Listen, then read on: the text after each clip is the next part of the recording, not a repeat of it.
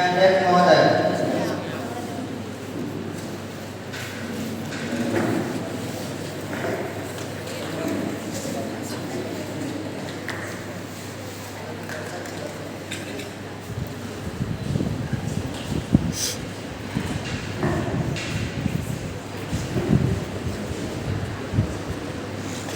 नमस्कार आदरणीय अतिथिगण, माननीय अध्यापक और मेरे प्यारे दोस्तों।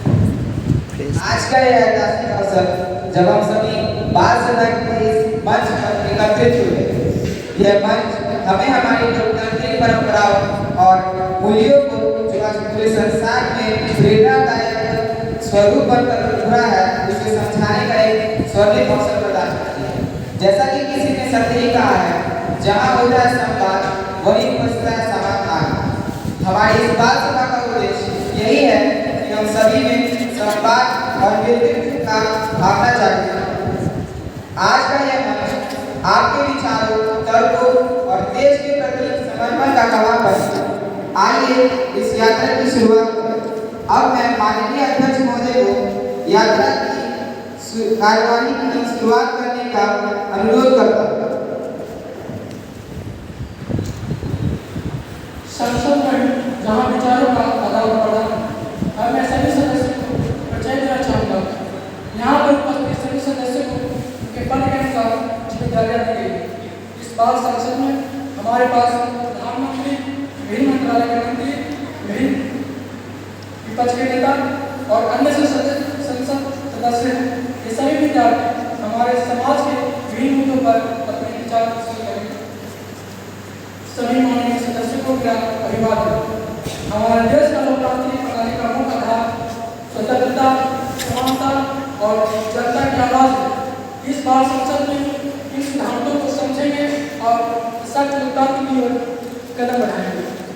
सभी सदस्यों से निवेदन है कि अनुशासन में रहकर नियमों का पालन करें। नवनियुक्त सदस्यगण, हमारे संविधान और देश के प्रति आपकी निष्ठा और कर्तव्य की शपथ ही हमारा लोकतांत्रिक प्रणाली का आधार है। आप सभी को कर्तव्य है कि आप ईमानदारी, साहस और निष्ठा के साथ अपने पद का पालन करें। अब मैं नवनियुक्त सदस्य का अनुरोध करता हूँ कि वे बारी बारी से अपनी सीट से उठें और शपथ ग्रहण करें।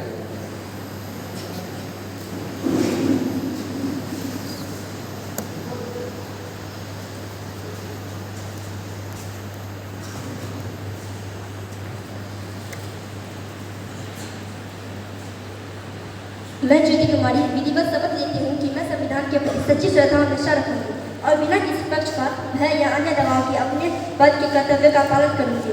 मैं भारत की एकता, अखंडता और सार्वभौमिकता को बनाए रखने के लिए सदा तत्पर रहूंगी। आप सभी को बधाई हो। याद रखें, कर्तव्य से बड़ा कोई धर्म नहीं होता। हमें आशा ही नहीं अपितु पूर्ण रूप से विश्वास है कि आप अपने कर्म से शपथ को सार्थक करेंगे। सदस्यगण, आज का सत्र एक विशेष श्रद्धांजलि के साथ आरंभ करना हम सभी के लिए एक महत्वपूर्ण क्षण है। हमने हाल ही में देश के एक महान उद्योगपति, समाजसेवी और आदर्श नागरिक श्री रतन टाटा जी को हमने खो दिया। उनका जीवन और योगदान भारत के औद्योगिक और सामाजिक क्षेत्र के लिए एक महान प्रेरणा रहे।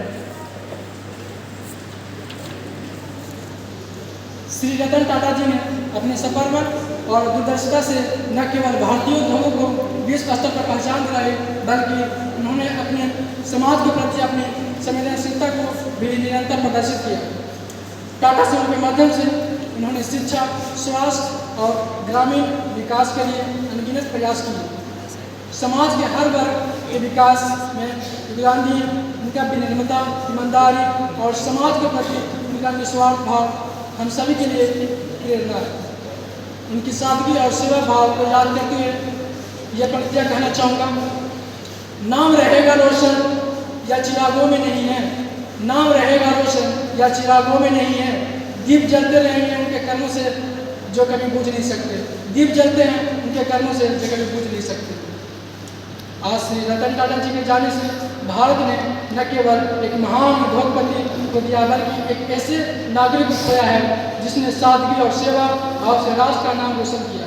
उनकी दृष्टि और आदर्श हमेशा हमारे साथ रहेंगे और हमें सिखाते रहेंगे कि सफलता के साथ साथ समाज की सेवा का दायित्व भी निभाना चाहिए।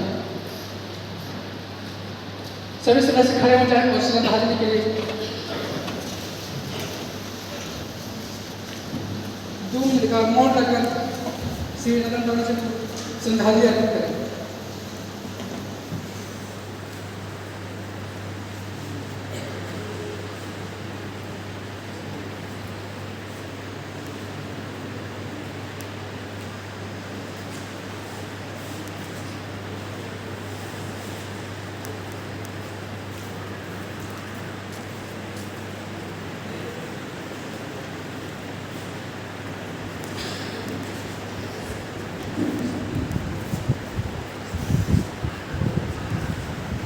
हम श्री रतन लाला जी के प्रति अपनी गहरी श्रद्धांजलि अर्पित करते हैं और उनके द्वारा दिखाए गए मार्गों पर चलने का संकल्प लेते हैं। उनकी विरासत हम सभी को हमेशा प्रेरित करती है। सभी पुनः बैठिए। माननीय सदस्य जो अपना प्रश्न सरकार से पूछना चाहते हैं वो अपने प्रश्नों के माध्यम से सवाल पूछ सकते हैं, परंतु प्रत्येक प्रश्न के उत्तर के लिए मंत्रियों के पास समय सीमा होगी, जिससे हम अधिक से अधिक प्रश्नों का समाधान पा सकें। अभिनव कुमार। माननीय मेरा प्रश्न शिक्षा मंत्री जी से यह होगा कि क्या शिक्षा की गुणवत्ता में सुधार लाने के लिए क्या कदम उठाए जा रहे हैं? क्या सरकारी स्कूलों को डिजिटल बनाया जा रहा है? लोकसभा के अध्यक्ष महोदय, हमारे कैबिनेट मंत्रीगण, माननीय नेता प्रतिपक्ष महोदय एवं सभी सांसद सदस्यगण, आप सभी को मेरा नमस्कार। धन्यवाद मान्यवर, आपका प्रश्न पूछना लाजिमी है और मेरा उसका उत्तर देना फर्ज है, ताकि विपक्ष के संज्ञान में हमारी सरकार द्वारा किए गए कार्य उजागर हो। महोदय, सरकार ने नई शिक्षा नीति के अंतर्गत यह संकल्प लिया है कि सभी सरकारी विद्यालय में डिजिटल शिक्षा का समुचित प्रबंध किया जाएगा। इसके लिए हम विशेष डिजिटल इंफ्रास्ट्रक्चर का विकास कर रहे हैं और अध्यापकों को प्रशिक्षित कर रहे हैं, ताकि बच्चों को गुणवत्तापूर्ण और तकनीकी शिक्षा मिल सके। आने वाले वर्षों में हर विद्यालयों में स्मार्ट क्लासेस का प्रबंध किया जाएगा और छात्रों को डिजिटल सामग्री उपलब्ध कराई जाएगी। महोदय, हमारी सरकार ने 60 नवोदय विद्यालयों, 81 केंद्रीय विद्यालयों, 300 महाविद्यालयों का गठन किया है। महाशय, पिछले संसद सत्र में लगभग 15 नवोदय विद्यालयों, 80 केंद्रीय विद्यालयों, 5 राष्ट्रीय मिलिट्री स्कूल, 100 सैनिक स्कूल के गठन के लिए विधेयक पास किया गया, ताकि अधिक से अधिक युवा पीढ़ी शिक्षित हो सके। धन्यवाद महोदय।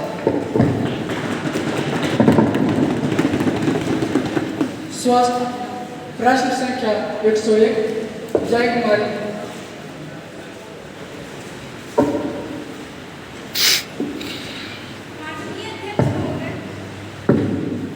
मेरा प्रश्न माननीय स्वास्थ्य राज्य मंत्री से है।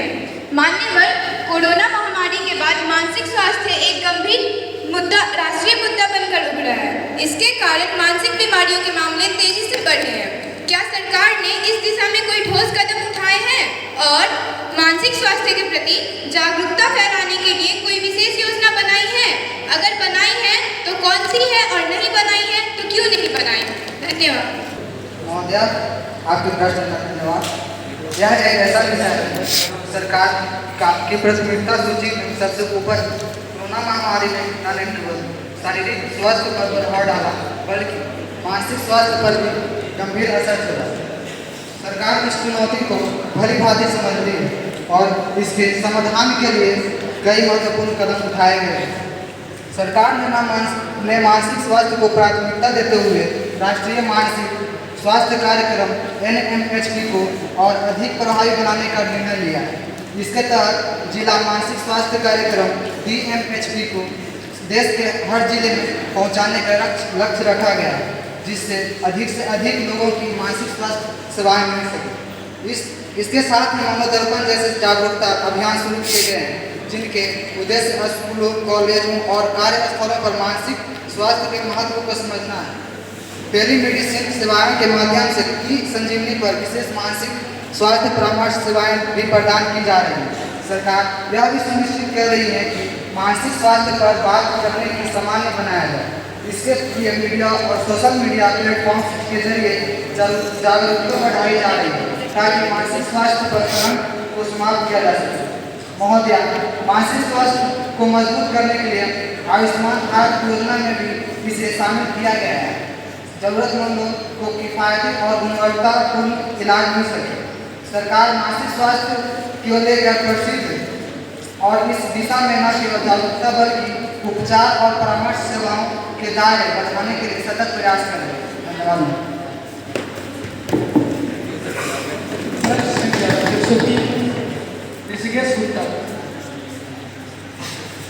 बढ़ता स्तर, नालों में परिवर्तित होती नदियाँ, हर गांव शहर के बाहर कूड़े कचरे के पहाड़। क्या सरकारें वास्तव में जनता के सरकारों को भूलकर राज करना सीख गई है? जलवायु परिवर्तन के बढ़ते स्तर को देखते हुए सरकार ने क्या कदम उठाए हैं और क्या कोई विशेष योजना है जो हर विद्यालय में छात्रों को पर्यावरण के प्रति जागरूक बना सके? धन्यवाद। सरकार जलवायु परिवर्तन और पर्यावरण संरक्षण को लेकर पूरी तरह से प्रतिबद्ध है। हमने इस दिशा में कई ठोस कदम उठाए हैं, जैसे कि पहला, राष्ट्रीय स्वच्छ गंगा मिशन। इसमें नदियों को स्वच्छ करने एवं पुनर्जागृत करने के लिए उनको पूरी तरह से साफ किया जा रहा है। इसमें नदी किनारे बसे कस्बों और शहरों में सीवेज ट्रीटमेंट प्लांट लगाने की कोशिश की जा रही है। दूसरा, कचरा प्रबंधन और पुनर्चक्रण। इसमें नदियों किनारे बसे शहरों और कस्बों में कचरे को इकट्ठा कर उन्हें पुनर्चक्रण की प्रयास की जा रही है। तीसरा, पर्यावरण शिक्षा। हम स्कूल और कॉलेजों में बहुत सारे पर्यावरण जागरूकता से संबंधित कार्यक्रम चला रहे हैं, जिससे कि बच्चों को पर्यावरण को साफ एवं स्वच्छ रखने में सहूलियत हो और उन्हें प्रेरणा मिले। जैसा कि हम सभी जानते हैं, पर्यावरण संरक्षण एक सामूहिक प्रयास है, इसलिए देश के हर नागरिक को इसमें अपना योगदान देना होगा और हम यह सुनिश्चित करने में लगे हुए हैं कि हम आने वाली पीढ़ी को एक साफ, स्वच्छ एवं हरा भरा पर्यावरण दे सकें। धन्यवाद। प्रश्न संख्या 104 प्रियंका कुमारी। राज्य मंत्री जी होगा। ग्रामीण क्षेत्रों में स्वास्थ्य सेवाओं की कमी के कारण आम जनता को काफ़ी कठिनाइयों का सामना करना पड़ता है। सरकार इस दिशा में क्या कदम उठा रही है? स्वास्थ्य राज्य मंत्री अमित कुमार अपना विचार प्रस्तुत करें। धन्यवाद। मानव ग्रामीण स्वास्थ्य सुधार योजना शुरू की है, जिसके तहत हर ग्राम पंचायत स्वास्थ्य क्लिनिक और दूरसंचार चिकित्सा सेवाएं उपलब्ध कराई जाएंगी, जिसके लिए डॉक्टरों और मेडिकल स्टाफ की नियुक्ति की जा रही है और मोबाइल स्वास्थ्य वाहनों का संचालन किया जाएगा ताकि सुदूर ग्रामीण इलाकों में स्वास्थ्य सेवाएं उपलब्ध कराई जा सके। धन्यवाद। अब बहस का उद्देश्य जितना नहीं है, समझ बनाना। अब हम आज का मुख्य विषय पर बहस प्रारंभ करते हैं। आज का विषय है क्या one nation one election Bharat के लोकतंत्र के लिए उचित है। इस विषय में पक्ष और विपक्ष दोनों से जुड़े तर्कों को सुना जाएगा और समझा जाएगा। सदस्य विपक्ष अभिनव कुमार अपना। मेरा मानना है कि वन नेशन वन चुनाव का विचार भारत जैसे विविधतापूर्ण देश के लिए सही नहीं है। हमारी संघीय प्रणाली में राज्यों का अलग पहचान है और केंद्र का अलग पहचान है। अगर एक साल चुनाव हुआ तो उसमें राज्य का मुद्दा दब सकता है और केंद्र का मुद्दा ऊपर उठ सकता है, इसलिए यह गलत मेरे विचार से सही नहीं है। सदस्य समर्थक रुचि कुमारी अपना विचार प्रस्तुत करें। धन्यवाद माननीय सदस्य महोदय, आपका विचार बहुत अच्छा है, लेकिन मैं इस तर्क से सहमत नहीं हूँ। वन नेशन वन इलेक्शन न केवल देश की समस्या और संसाधनों की बचत करेगा, बल्कि हमारी लोकतांत्रिक प्रक्रिया को भी अधिक प्रभावी बनाएगा। मान्यवर अनुमान है कि चुनावी खर्च 1.35 लाख करोड़ रुपए तक पहुंच चुका है, जो 2019 में खर्च किए गए 60 करोड़ रुपए से दोगुना है। यह आंकड़ा सेंटर फॉर मीडिया स्टडीज के अध्यक्ष एन भास्कर राव द्वारा प्रस्तुत किया गया है। जो एक प्रतिष्ठित गैर लाभकारी संस्था है।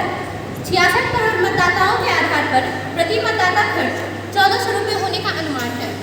यह 2020 में अमेरिका के राष्ट्रपति चुनावों का खर्च 14.4 बिलियन अमेरिकी डॉलर या 1.2 लाख करोड़ रुपये था को भी पार कर गया।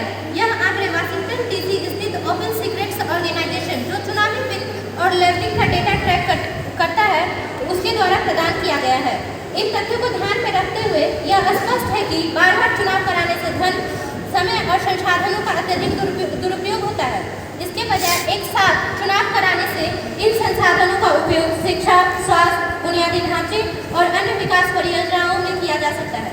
साथ ही यह व्यवस्था सरकार के निर्णय लेने की प्रक्रिया में स्थिरता और निरंतरता सुनिश्चित करेगी। बार-बार चुनावों के कारण उत्पन्न के विचार को गंभीरता से लिया जाए ताकि यह कदम हमारे देश की प्रगति और लोकतांत्रिक प्रणाली को और अधिक सशक्त बना सके। धन्यवाद।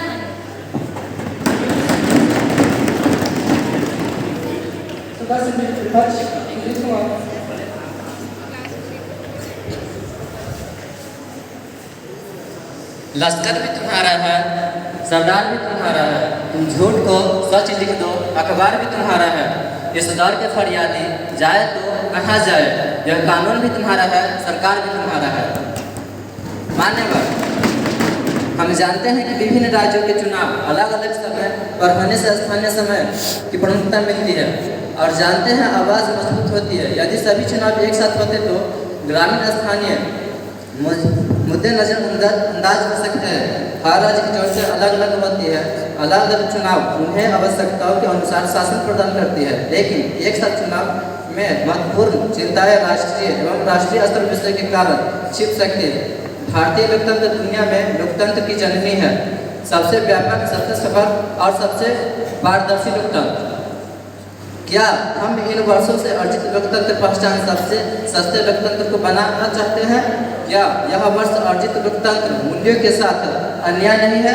मान्यवर, सरकारें चुनी जाती है समाज कल्याण और समाज न्याय की सुनिश्चित करने के लिए। लाभ हानि की गणित रख लोकतंत्र के व्यापक तंत्र व्यापार तंत्र थोपने की कोशिश देश कभी स्वीकार नहीं करेगा। मान्यवर, विपक्ष ने एक साथ चुनाव के विचार पर चिंताएं व्यक्त की है, लेकिन यह आवश्यक है कि हम इस विषय को तथ्य और राष्ट्रीय हित के व्यापक परिप्रेक्ष्य में देखें। हम जानते हैं कि भारत विश्व के सबसे बड़े और सबसे सफल लोकतंत्रों में से एक है। लोकतंत्र की यह पहचान वर्षों की मेहनत और बलिदान से अर्जित हुआ है, लेकिन इसका मतलब यह नहीं है कि हम लोकतांत्रिक प्रक्रिया को और अधिक प्रभावी और समावेशी बनाने के प्रयासों को ठुकरा दें। मान्यवर, बार-बार चुनाव न केवल वित्तीय और प्रशासकीय संसाधनों का अत्यधिक उपयोग करते हैं, बल्कि शासन और विकास कार्यों को भी बाधित करते हैं। स्थानीय और ग्रामीण मुद्दे हमारे लिए उतने ही महत्वपूर्ण हैं और एक साथ चुनाव से इस मुद्दे पर ध्यान कम होने की संभावना का कोई ठोस प्रमाण नहीं है।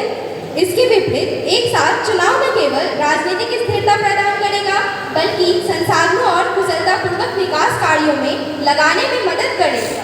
मान्यवर, यह कहना है कि एक साथ चुनाव लोकतांत्रिक मूल्यों के साथ अन्याय होगा, एक गलत धारणा है। लोकतंत्र का सच्चा उद्देश्य समाज के सभी वर्गों के कल्याण के लिए एक कुशल और स्थिर प्रशासन सुनिश्चित करना है। बार-बार चुनाव के कारण शासन अक्सर बाधित होता है और नीति निर्माण लंबित रह जाती है। धन्यवाद।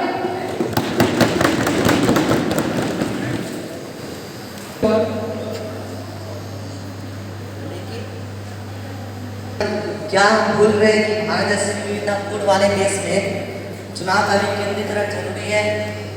एक शेर है, बस्ती में तुम खूब सियासत करते हो, बस्ती की आवाज़ उठाओ तो जाने। अलग अलग चुनाव जनता को अपने नेताओं का मूल्यांकन करने का अवसर देते हैं और इससे स्थानीय नेता अपने जवाबदेही को समझते हैं। एक भाग चुनाव से जनता की आवाज़ कमजोर हो सकती है और लोकतांत्रिक प्रक्रिया में जनता की भागीदारी कम हो सकती है। बार बार चुनाव सुनिश्चित करते हैं कि निर्वाचित प्रतिनिधि जनता के प्रति जवाबदेही बने रहे। यदि चुनाव कम बार होंगे तो मतदाताओं के पास अपने नेताओं का आकलन करने और प्रदर्शनहीन नेताओं को बदलने के अवसरों के बीच लंबा अंतराल हो सकता है। लोकतंत्र केवल बचत का गणित नहीं, विविधता का सम्मान है। अलग अलग चुनाव जनता की आवाज़ को मजबूती देती है। एक साथ चुनाव स्थानीय मुद्दों को दबा सकते हैं। धन्यवाद। सदस्य समर्थक संदीप कुमार। और प्रभाव वाली राष्ट्रीय पार्टियों को एक साथ चुनावों में क्षेत्रीय या स्थानीय पार्टियों पर बढ़त मिल सकती है।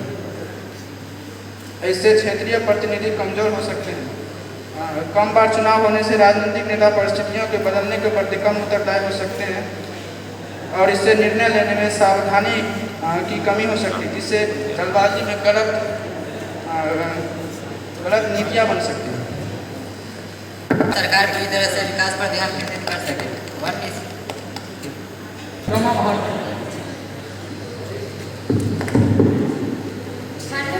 विपक्ष की यह चिंता है कि एक साथ चुनाव से क्षेत्रीय पार्टी को नुकसान हो सकता है और राष्ट्रीय पार्टी को बढ़त मिल सकती है।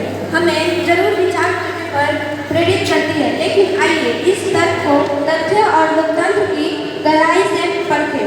भारत का लोकतंत्र बहुस्तरीय और बहुदलीय है, जहां क्षेत्रीय पार्टी ने हमेशा से एक महत्वपूर्ण भूमिका निभाई है।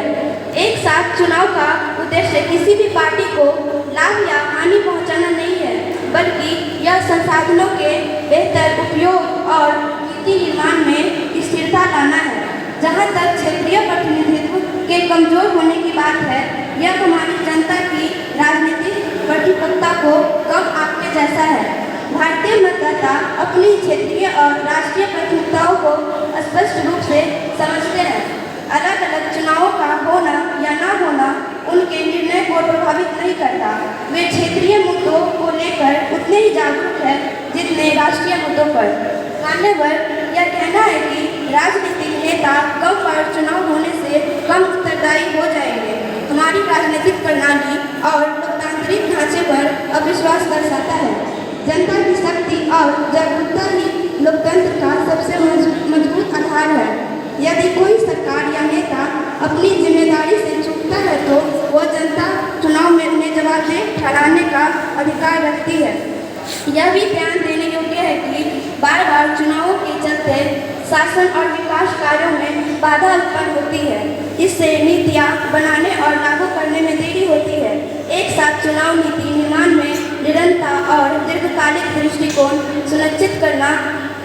मान्यवर यह विचार जल्दबाजी में निर्णय लेने को बढ़ावा नहीं देगा, बल्कि विकास कार्य और प्रशासन में अधिक समय और संसाधनों का निवेश सुनिश्चित करेगा। यह एक ऐसा कदम है जो लोकतंत्र की जड़ों को और गहरा करे और न कि उन्हें कमजोर। सरकार इस बात की गारंटी देता है कि एक साथ चुनाव क्षेत्रीय और राष्ट्रीय स्तर पर संतुलित प्रतिनिधित्व को बरकरार रखेगा और हमारे लोकतांत्रिक मूल्य को और अधिक मजबूत करेगा। धन्यवाद। युवाओं को रोजगार और स्किल विकास अधिनियम 2024 पर चर्चा विषय। अब हम युवाओं को रोजगार और स्किल विकास अधिनियम 2024 पर चर्चा करेंगे। इस अधिनियम का मुख्य उद्देश्य युवाओं को बेहतर अवसर प्रदान करना और उन्हें कौशल प्रशिक्षण प्रदान करना। अब विधायक पक्ष और विपक्ष के तर्क प्रस्तुत किए जाएंगे।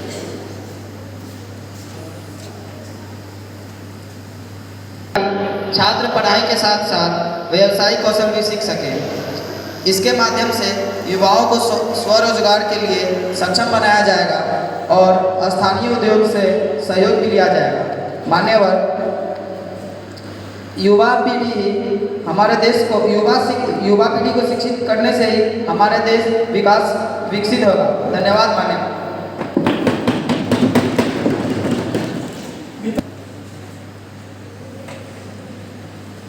मानिए हमारा युवा पीढ़ी तब आगे बढ़ेगा जब उसे सही तरीक़ा से शिक्षा किया जाए, सही तरीक़ा से सब कुछ किया जाए, ना कि पेपर लीक होने से या गलत तरीक़ा से शिक्षा देने से नहीं हो सकता हमारा युवा पीढ़ी मजबूत।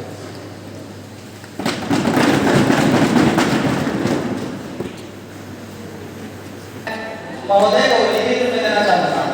महोदय से मैं इसके लिए कुछ समय भी स्थापित किया है ताकि हर क्षेत्र को समान रूप से लाभ मिल सके। विपक्ष नेता इस पे अपना चर्चा प्रस्तुत करेंगे।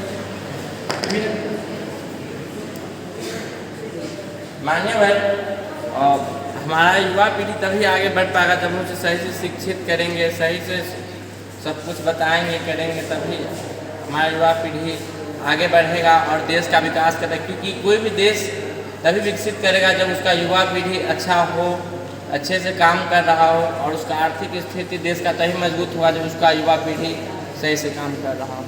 और इसलिए मैं सरकार से आग्रह करता हूं कि हमारे युवाओं पर ध्यान दिया जाए, उनके लिए नौकरियां निकाली जाए, प्रोत्साहन दिया जाए। धन्यवाद। अब विधेयक युवाओं के रोजगार और स्किल विकास अधिनियम 2024 पर मतदान का समय है।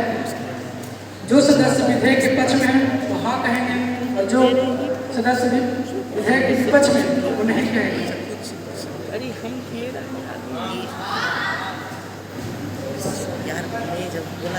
बिल पास किया जाता है।